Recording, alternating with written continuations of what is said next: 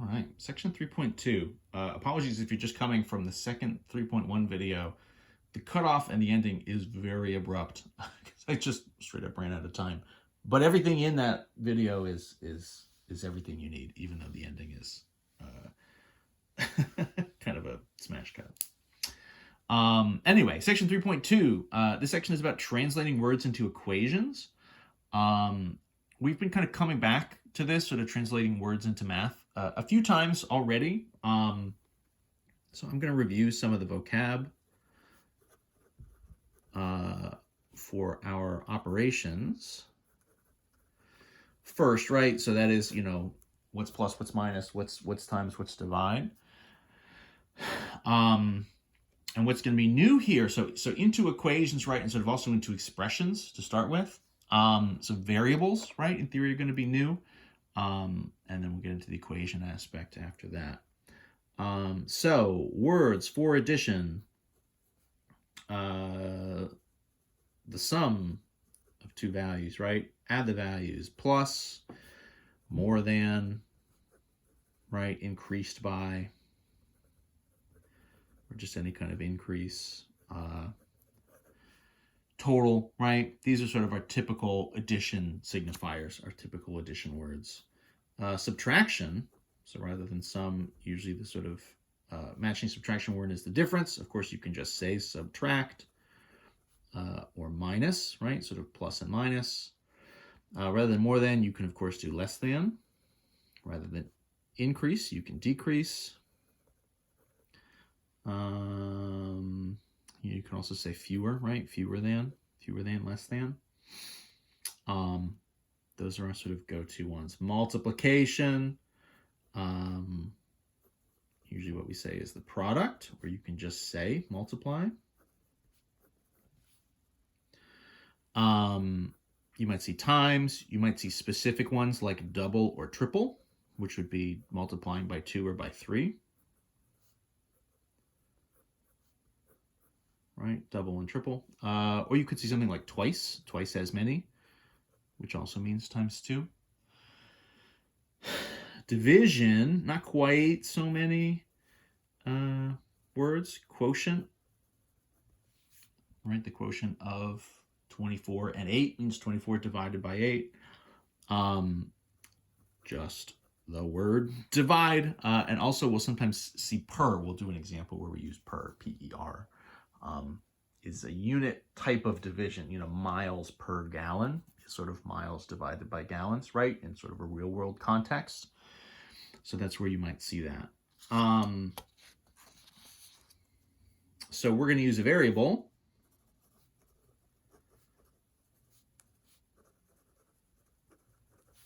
Right? X, Y, Z, A, B,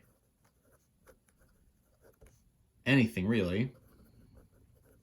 Right? Any kind of symbol we want, we can use as a variable. So we're going to use a variable to represent an unknown quantity.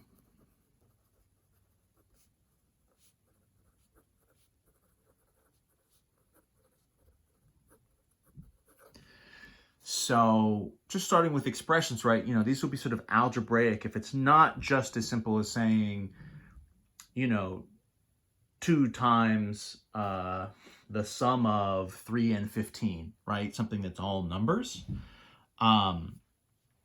What's going to happen to us here is we'll have a variable. So in theory, there's some sort of unknown value. And so we're going to use a variable as a stand-in to kind of represent that in our math expressions and then our equations.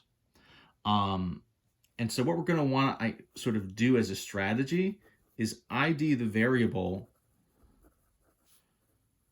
as step number 1, really. That's going to kind of be our starting place. So let me sort of put a few examples out here. So like, you might see double the amount of sandwiches.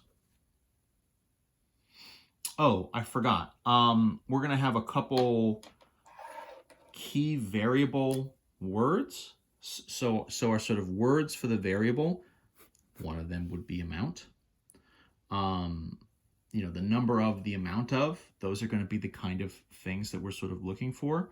And what we can do here is, depending on if this is sort of more of a real world style problem, double the number, double the amount of sandwiches. The amount kind of signifies a variable. And in theory, I mean, unless, in some sense in algebra, X is kind of the go-to variable. But if you have something that's representing a real world situation, you might want to use a variable that kind of fits with whatever the value is. So maybe because we're doing sandwiches here, maybe we'll do S. The variable is S. And so the math here, right, double for us, right, the language there, double means multiply by 2. So essentially this is the variable times 2. So what we're going to do to translate this into a math situation, right, so the variable is S, we're going to double it, so times it by 2. So our expression is going to be 2 times S, or what we probably would write is just like 2S. Right? Double the number of sandwiches. S represents sandwiches. Double means times it by 2. And there we go. You could do S times 2 and flip the order. Of course, that is fine. But the convention when we're writing our expressions and sort of writing our in this case, just a term, as we saw in the last section, almost always the coefficient, the number value, goes in front. Essentially, the kind of ordering of things is a little bit of a hierarchy. The numbers kind of go first. And then often any kind of variables you'll sort of list in alphabetical order. So X, Y, Z, right? A, B, C. You can see S is maybe not the best variable in the world. It looks a little bit like a 5. So you got to be careful there if you're using S as a variable. I did it for sandwiches because obviously, maybe I should have done P if it's PB and J's or something. But again, variables could literally be anything. So you pick what you want. Let's do another. So let's do 9 more than. Let's do 9 more than the number of books. You guys remember books, right? they're like long blog posts on your phone. No, books, in theory, live in person. So number of, right? So number of, in just the same way that amount of is kind of cluing us in that that's our variable. What are we doing here? Books. So let's maybe just do variable is B. And then the math here is going to be, so 9 more than, right? More than means plus. 9, of course, is 9. So you can almost do this one sort of in order and translate it just like straight down. So 9 is 9, right? More than is plus. We know addition is commutative, so the order there is not super important. So 9 more than the number of books, so 9 more than our variable, which is B. Or if we wanted to write it, you could flip it and do B plus 9. In theory, both of those are perfectly reasonable answers, and both of them would count, right? All of that stuff is fine. So that was what? A multiplication and an addition. Let's see if we can't get some division and some other stuff going here. Let's do, I'm going to do 110 beats per minute. So this is sort of a music thing. I'm a drummer, and so beats per minute is how you identify how fast or slow a song is, what the tempo is. It literally is how many beats in the song there are over the course of a minute. So 60 beats per minute is 1 beat every second. That's pretty slow. Right, 110 beats per minute would be, almost double that. In any event, so what do we have here if we want to sort of turn this into an equation? So per means division, right?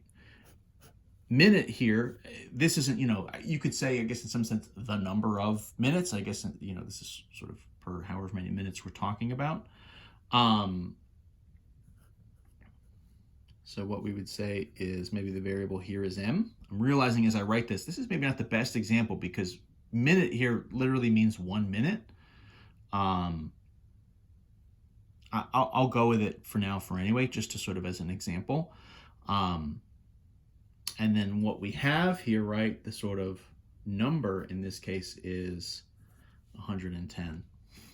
Maybe you would flip this and say number of beats per 1 minute. Maybe that would have been a better way to kind of write this. Just as an example, a generic example, right? So we're doing this sort of per thing. And so our equation here would be sort of 110 divided by however many minutes, right? Or as a fraction bar division would be sort of 110 over m. So either one of those is fine. Let's do one more. Obviously, this is probably going to be a subtraction. So let's do 12 less than the number of points.